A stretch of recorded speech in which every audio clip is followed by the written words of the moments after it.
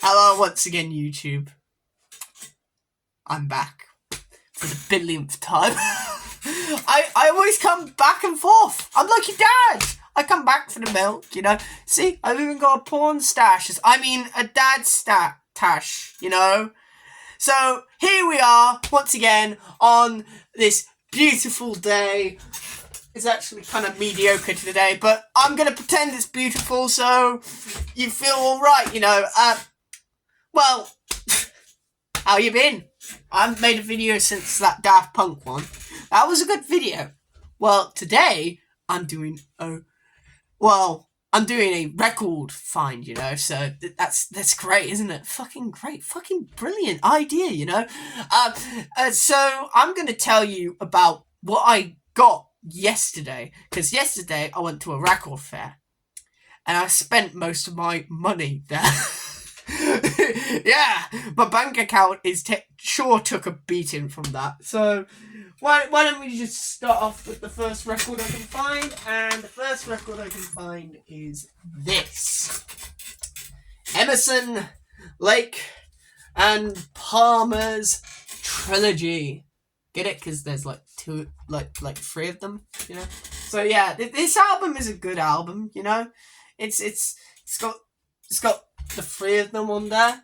Well, I mean, it's got like from the beginning. I mean, that's like one of their like most famous songs, you know. It's an acoustic ballad, which Greg Lake loves to do, and it's also got a killer synth and guitar um solos, yeah, on it. So that's quite fun, you know. Greg Lake's voice is beautiful, of course, but this is also a really good showcase album, in particular on for Keith Emerson, because you have the Endless Enigma, Fugue, you also have Sheriff and Hoedown and Trilogy and Live in Sin and Abdun's. How the fuck do you even pronounce that? But you got yeah, you got Keith Emerson on the Endless Enigma, which is quite a beautiful song. It's a na na na na na na na na na na na na na. That's how the melody goes, but it's a very beautiful song. Goodbye, like so, goodbye, like that. It's so good. And the Sheriff and Hoedown, you can guess those are like sort of inspired. But I'm quite intrigued by. I haven't heard like side two, and side two is comprised of 3 songs because this is prog rock after all. But look at like the inner sleeve. It's just clones of Emerson, Lake, and Palmer, isn't it? It's just like hundreds of clones. By the way, I look weird with my glasses on, so. But I can't see shit, so. You know, give or take. But yeah, great find. Lovely album art. And it is an original 1972 pressing for £6, which, I mean, fucking bargain, isn't it? And next up, this one's got a nice fancy thing. This was a little bit more expensive, £12, but this is also a 1971 original, and it is sounding very nice, apparently. Fab, apparently. Focus, Moving Waves. Now, I haven't heard any of the songs off here, except for the famous one, Hocus Pocus, by Focus. So, Hocus Pocus is a fucking phenomenal song with a really cool guitar riff that also used minor 7s and dominant 9 chords in it, and major 7 chords as well. Not just your typical power chords, though it does switch between the minor, major 7 and the dominant 9 chord to normal regular power chords. But it's really cool, really fast. Kind of reminds me of like a riff like Working Man or by Rush, or something like oh, what's the name of Stranglehold. Stranglehold by Ted Nugent. Say what you will about Ted Nugent. You can say what you want about his politics, but he's a really good riff writer and a very good guitarist as well, and a very good songwriter. So, yeah. But they're in the ocean. I haven't actually opened it up, but there is, on the back, you have a press thing. Yeah, a news article. Isn't that cool? Yeah. Don't know what the hell is on the actual, like, back cover, but it looks cool. It's kind of like Christmas lights, isn't it? But yeah, I think this is a very, very... I'm interested in listening to this, because I haven't heard most of the songs on it. It doesn't have the other famous Focus song, which is Sylvia. That's kind of like Jessica. It's like the twin sister of Jessica by the Allman Brothers, which you guys should know as the Top Gear theme. Goes, yeah, okay. I'm excited for this. It's an original pressing. I like original pressings, and it looks very nice. And apparently, it's fab sounding, according to this guy. But yeah, I'm professionally cleaned as well. I really want to listen to what this record sounds like. So, yes, we'll check that out later. But in the meantime, we're looking at the more recent records. We're doing this in... Actually, no, we don't have to do this in chronological order, because I did the 72 thing before the 71 thing. So we'll just look at this. Queens of the Stone Age, rated R. I would show you what's in the inner sleeve, but I think I would get demonetized for that, and I wouldn't get any ads, and I will be like blocked. So all you're getting is this. This album. What is to say about Queens of the Stone Age that hasn't been said, outside of the fact that this is a phenomenal album? Apparently, this is a limited edition gatefold, which I can't show you the gatefold because there might be children watching this, and I don't want to lose money. But yeah, you got the Lost Art of Keeping a Secret.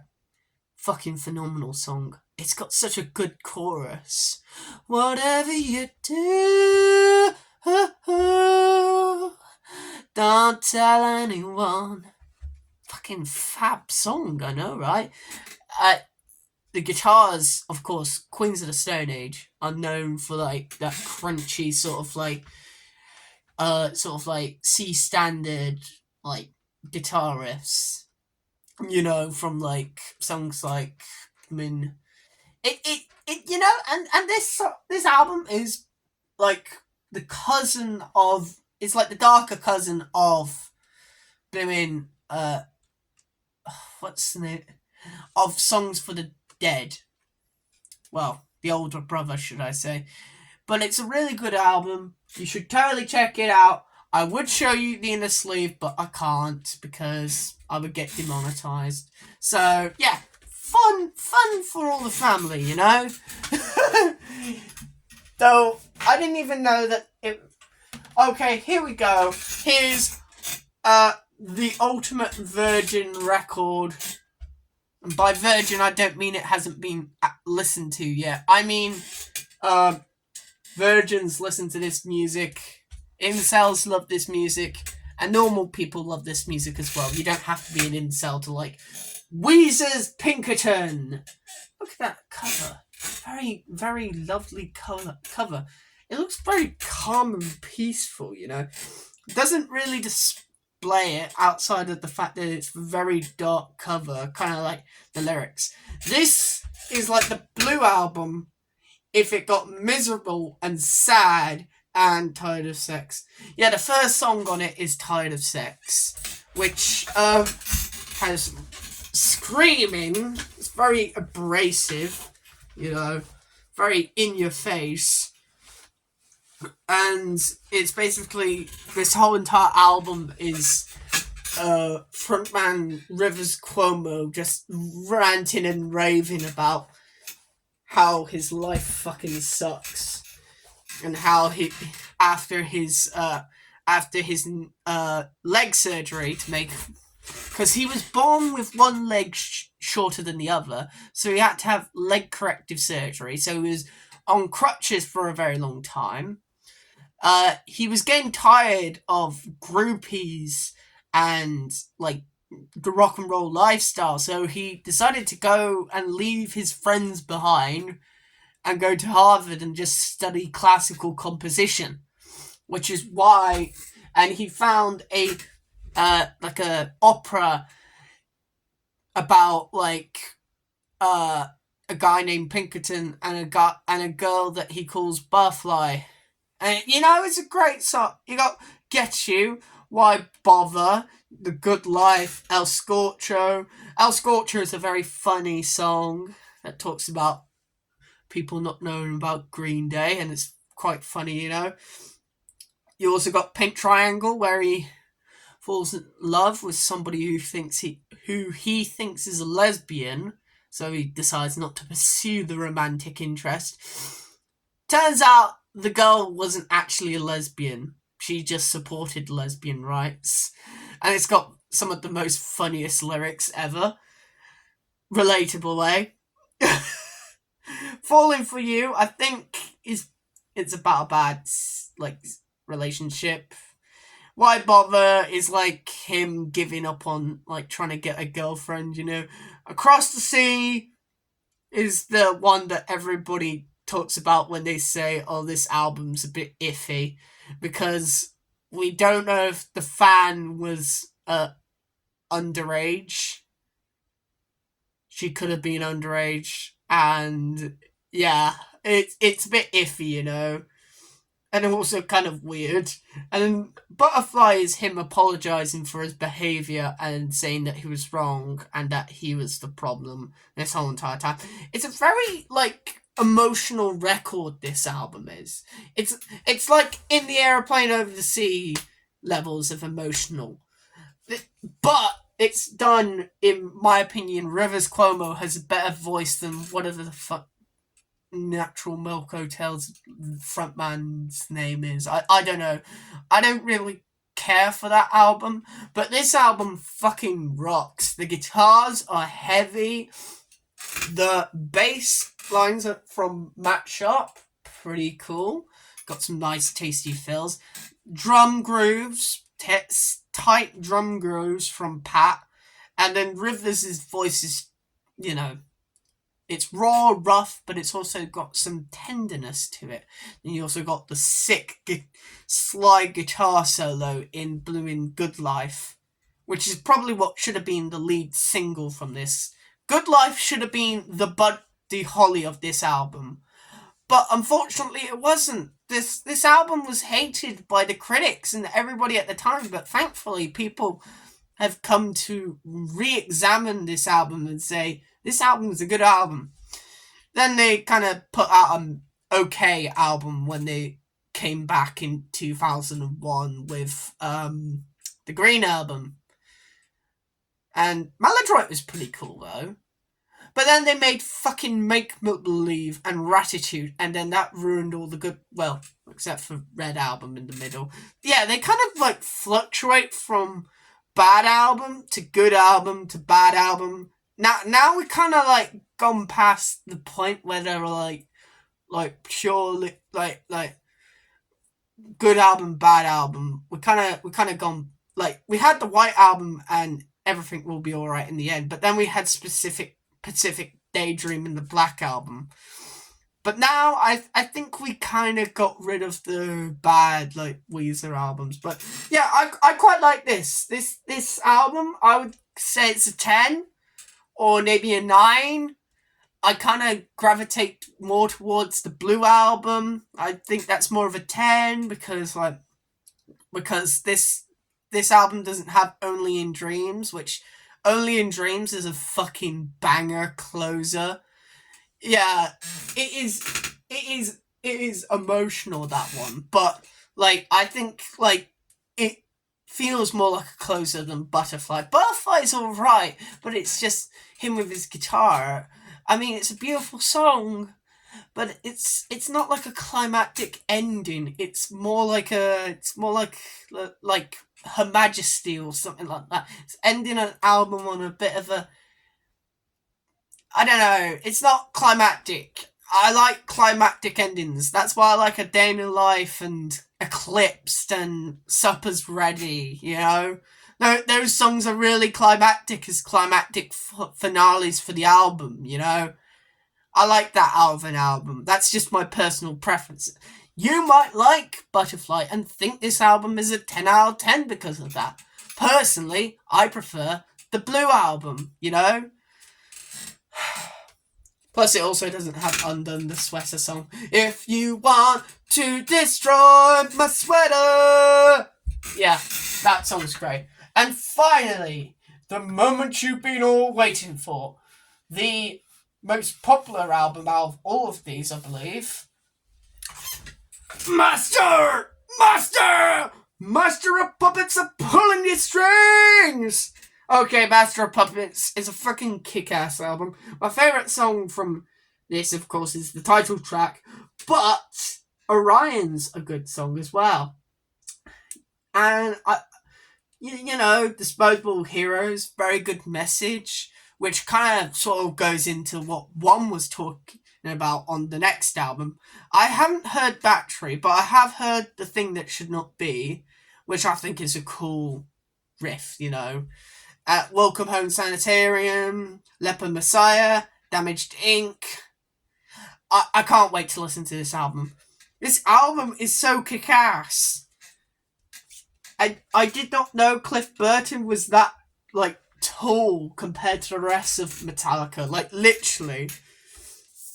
But yeah, you know, it's a Metallica release. It's gonna, of course, this is like the last album of Cliff Burton and my first Metallica album, so I'm great. This is like a first alongside the Focus one, which was also a first. But yeah, this is prime Metallica. This was when they were at the height of their powers. So overall, I'm quite happy with what I got yesterday. Yesterday was quite a good day for me. I would say, and also I'd like to say everybody who has listened to the Ultraviolets EP by Snowblind, yep, you guys are the fucking best. I love you guys. All of you are you guys are doing me a fucking favor, man, because it is just wonderful to see people actually listen to my music and giving it a shot, you know, and all the praise from my SoundCloud, because you can actually like talk about it, and it's makes me feel really good inside, really warm and really happy, you know. And from the bottom of my heart, my truest, I thank you all and I love you guys, but not in a weird way where it's a parasocial relationship. Don't interpret this as me being actually in love with you, whether it be as a friend or as a lover. Please don't.